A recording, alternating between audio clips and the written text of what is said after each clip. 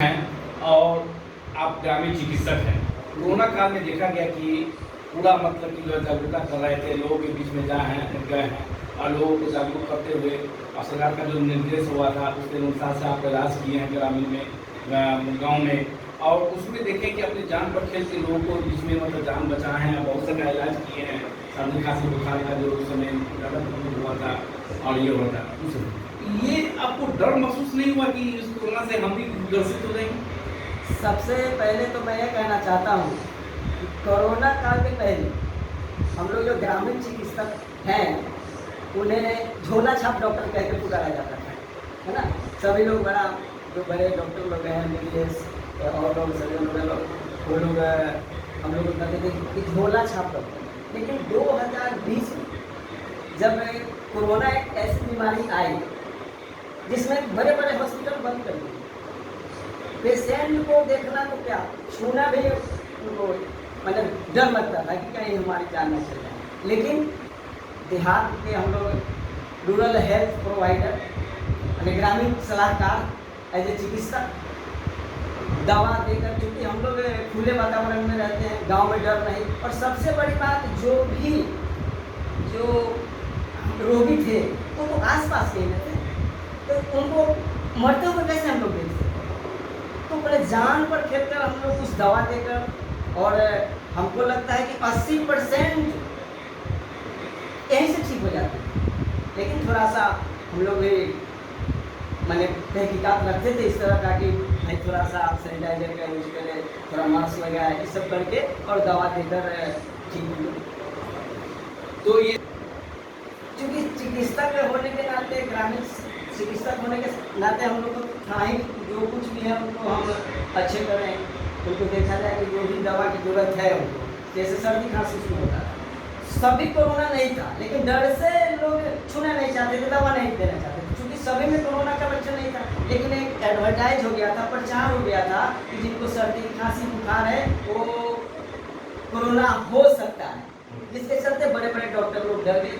क्योंकि वो लोग AC में रहना, क्योंकि खान पान उनका हाई क्वालिटी का था, फिर भी जो ग्रामीण जो खाना है, वातावरण है, जो एक्सरसाइज का तरीका है, जो काम करने का जो इम्यूनिटी पावर है, वो ग्रामीण में मिला। उन लोगों को नहीं था, तो डर लगता था। और देखा गया कि उस साल में MBBS डॉक्टर लोग कुछ चले भी गए, या डर से जाए या किसी दूसरे बीमारी से भी चले गए, लेकिन उनका रिपोर्ट बताया कि भाई कोरोना से चले गए। तो एक दूसरे को देखने से उनको लगा कि भाई वो पेशेंट देखा तो चला गया, तो डर से वो लोग बढ़े। लेकिन ग्रामीण में उस तरह की बात बहुत कम। लगभग कितने आदमी का आपने इलाज किया होगा? तो लगभग 100-150 लोगों को हमने देखा होगा। सब लोग ठीक है? लगभग सब लोग ठीक है, सब ठीक है। सब ठीक। अच्छा, अभी गर्मी का मौसम है, इसमें हर साल मतलब दस्तक दे देता है चमकी बुखार बच्चों को, ये होता क्यों? ये तो अक्सर हालांकि 2022 में बहुत कम चमकी बुखार को देखा गया है, क्योंकि स्वास्थ्य मंत्रालय सरकार की तरफ से या जिला से स्वास्थ्य मंत्रालय से ये सब बहुत इस पर जोर दिया गया, बचाव का, जागरूकता का, जिसके कारण इस साल बहुत कम इसका % रोगी मिला। फिर भी कुछ ना कुछ था जिसका कारण तेज गर्मी, अधिक धूप में बच्चे को जो खेलते हैं गांव में और उन्हें समय पर खाना और पानी नहीं मिला और शाम को सो गए। और अक्सर लीची के सीजन में, आम के सीजन में जो बाहर गिरे हुए फल वगैरह चुन कर खा गए और सो गए, उनको पानी मिला नहीं, और सवेरे उठे और फिर धूप में खेले, वो बुखार ऊपर हो गया, फीवर हो गया, और एक तरह का शरीर में कंपन होने लगा, तो चमकी बुखार हो गया। ये 2022 में तो मुजफ्फरपुर से हम लोग को एक हमारे नंबर कैसे मिला पता नहीं, वो हर 2-3 दिन पर उसका कॉल आता है कि आपके यहाँ अगर कोई भी इस तरह की बीमारी चमकी बुखार वाले बच्चे मिले तो उनको आप देखें, और आपसे अगर नहीं होता है तो रेफर कर दें।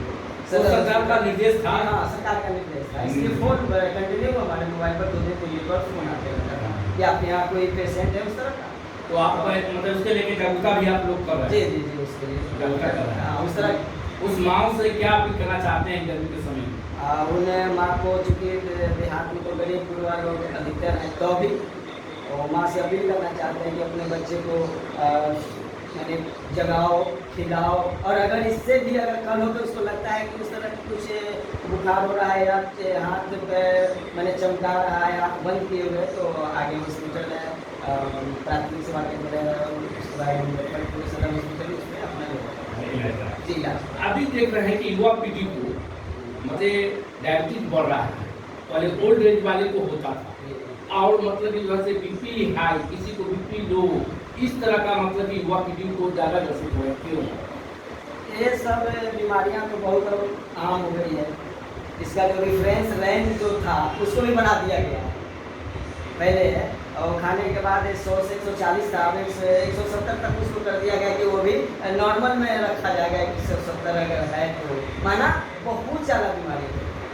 उसका सबसे नंबर 1 कारण तो एक टेंशन रखा जाएगा, टेंशन से ही वो बढ़ता है। दूसरा खान पान और आरामदायक जीवन जीवन। देहात में भी अब मजदूर नहीं मिल रहे हैं काम करने का, मतलब सब लोग अब धूप में नहीं जाना चाहते, पसीना नहीं निकालना चाहते, तो आरामदायक जीवन जिएंगे और खाना पीना पूरा मैंने डाइट लेंगे पूरे पौष्टिक, तो शरीर से कुछ पसीना नहीं निकलेगा, तो डायबिटीज का मधुमेह का कारण। खासकर देख रहे हैं युवा पीढ़ी को देख रहे हैं कि रेस्टोरेंट के खाना ज़्यादा पसंद है, घर का खाना पसंद नहीं कर रहे हैं, तो जिस उसका भी कारण हो सकता है वो तो ऑयली चीज खाएंगे ना। सबसे बड़ी बात, जो रेस्टोरेंट में जो खाना खाते हैं, तेल जो ऑयल होता है बहुत बड़ा फैक्टर है, क्योंकि रोज का वो बदलता नहीं है। जो बच गया उसको फिर उसमें डाल के फिर बॉयल करके और सब खाना खिलाता है, वो बहुत पॉइजन है। वो नंबर 1 है बीपी और डायबिटीज का, नंबर 1 है वो ऑयली खाना जो बाहर का रेस्टोरेंट का, वो घर का खाना पसंद नहीं करते हैं। अभी देख रहे हैं कि युवा पीढ़ी को तरह तरह के नशीला लेते हैं और कम उम्र के बच्चे लोग को देखते हैं सिगरेट हुआ, गुटखा हुआ, पान पुड़िया हुआ और ये इस तरह का नशीला लेते हैं। उन युवाओं से क्या अपील करना चाहते हैं इसके लिए? उन युवाओं से तो अपील में रहा है कि चूँकि बिहार सरकार की तरफ से तो शराब बंद है ही, लेकिन ये गुटखा, पान और छोटे मोटे कसैली वगैरह कुछ है, वो लोग तो देते रहते हैं, वो तो कंटिन्यूअस से मैंने युवा पीढ़ी को ले रहे हैं, तो उनसे अपील है कि उसे छोड़ दें, क्योंकि गुटखा खाना मतलब कैंसर को बुला है, मौत कैसे मौत का है, तो उसको तो छोड़ना पड़ेगा उन्हें। बिना छोड़े हुए उनका लाइफ नहीं रह सकता है, वो जीवन जी नहीं सकते कम उम्र में ही अधिक बीमारियों से। इसको लेके आप भी जागरूकता करते रहते हैं? जी जी हाँ हाँ, सबको समझाते रहते हैं? समझाते क्या, मेरे क्लिनिक में अगर गुटखा खाकर आता है तो उसका बदबू के कारण हम उसको कहते हैं कि बाहर जाके कूड़ा करके हूँ मेरे क्लिनिक में, चाहे दवा खुलो या नहीं, मेरा निर्देश है। जी हाँ। तो अभी जो देख रहे हैं कि युवा पीढ़ी को ज़्यादातर देख रहे हैं जोड़ में दर्द होता है, कमर दर्द होता है, ये सब दर्द होता है, और पहले ओल्ड एज वाले को होता था, अब युवा पीढ़ी को ज़्यादातर हो रहा है। तो क्यों हो रहा है? तो सब वही बस कोई काम नहीं, वर्क नहीं, और जिसके साथ एक्सरसाइज नहीं, फिर करते नहीं, पकड़ेगा ना, दर्द होगा नहीं जब तक आदमी कुछ करे नहीं। महिलाएं भी कुछ नहीं करना चाहती, वो भी तो सारा चीज़ मतलब कुचना पिसना सब तो हो गया मशीन से। अच्छा, अभी जो फर्स्ट जो डिलीवरी होता है और माँ जो है अपना स्तन का दूध नहीं पिलाते हैं बच्चे को, इसे उस माँओं से क्या अपील करना चाहते हैं? और माँ को तो हम लोग बराबर समझाते हैं, इंजेक्शन जो टेटफाइक वगैरह लेने आती है और आशा के द्वारा समझा दिया जाता है कि माँ का जो पहला मिल्क है बहुत विटामिन से है, इसलिए उसको पिला है। और अधिकतर महिलाएं भी अब समझ रही, क्योंकि गवर्नमेंट जो आशा हर पंचायत में वार्ड बाई आशा का जो चयन हुआ है, वो भी उनको निर्देश दिया गया कि आप ऐसे करो, चूँकि डिलीवरी में वही लेकर जाती है हॉस्पिटल और माँ का दूध फर्स्ट दूध पिलाती है। आप बहुत से देख रहे केसेस आ रहे हैं कि नॉर्मल डिलीवरी बहुत कम लोगों को हो रहा है, ज़्यादा सीजन केस हो रहा है फर्स्ट डिलीवरी, ऐसा क्यों? ये तो उसका फिजिकली कारण है, और दूसरा धैर्य नहीं रखना।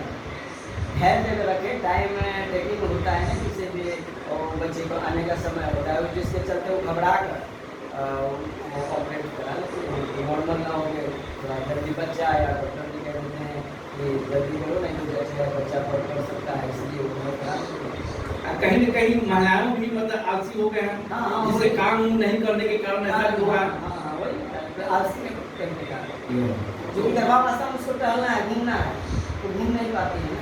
तो आप उसके लिए मतलब जागरूक कर रहे हैं लोग? जी हाँ, उसको सब गाँव के लोगों को समझा रहे हैं सब ये लोग। आते हैं वो कहते हैं भाई सवेरे से तुम टहलो कम से कम। आज छोटे बच्चों को देख रहे हैं ग्रोथ नहीं बढ़ता है, किस कारण से ग्रोथ नहीं बढ़ रहा है? उसका पौष्टिकता नहीं, खान पान नहीं मिलने के चलते, क्योंकि देहात में तो अधिकतर मेरे बुआ लोग हैं, उनको इस तरह का फल वगैरह खाना पीना दूध वगैरह समय पर नहीं मिला, तो उसका ग्रोथ नहीं हुआ। और दूसरा कारण है वो बच्चे के जन्म अंतर से बहुत बड़ा फैक्टर है। तो आप अपनी ओर से क्या संदेश देना चाहते हैं देशवासियों को?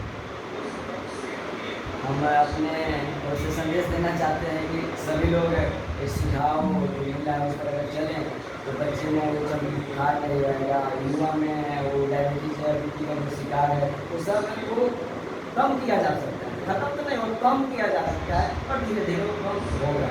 परिचय क्या हुआ आपका? तो हम डॉक्टर सुरेश कुमार सिंह, कंसलवा चौक, मोतीपुर, मुजफ्फरपुर से हैं। क्लिनिक का क्या नाम है? मेरा क्लिनिक का नाम ज्योति मेडिकल हॉल। ज्योति मेडिकल। और मोबाइल नंबर क्या है? मोबाइल नंबर है 9934299949।